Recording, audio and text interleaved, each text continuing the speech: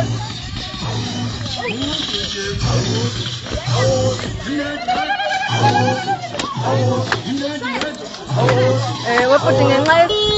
sifikile-ke kune-meet and greet and recruitment drive.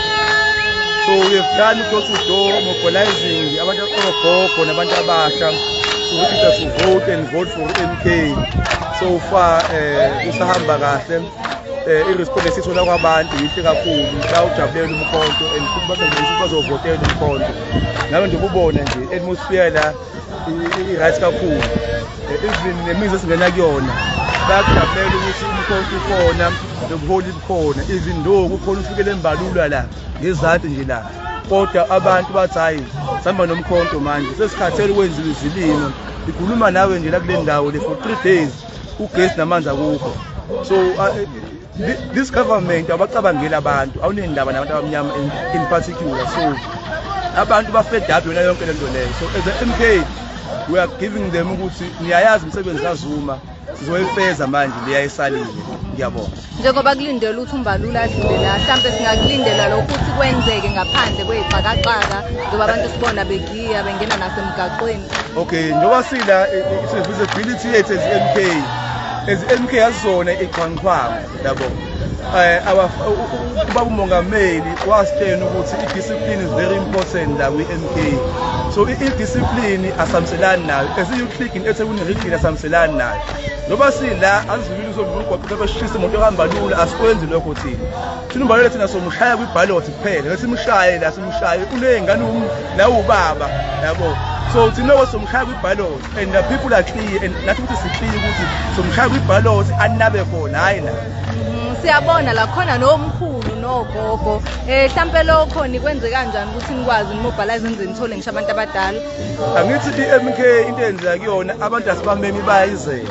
So eziyi-click and ubuholi besikhashana balana kuma plan program kanje baphuma nje abantu bajoyina because umkhonto bayawuthanda bayawuthakasela futhi.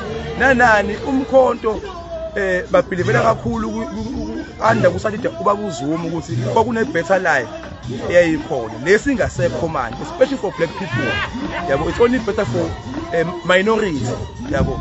So njengoba phela 10 so kwamanje simla siyaziveza ebantwini abadlula ababuye emsebenzini ukuthi hayi sikhona efikile kade bengekho. So ukuhamba kwethu la kuze kube intambama isikhathi asakahle kahle kodwa nje abantu basasijabulela. Siyabonga.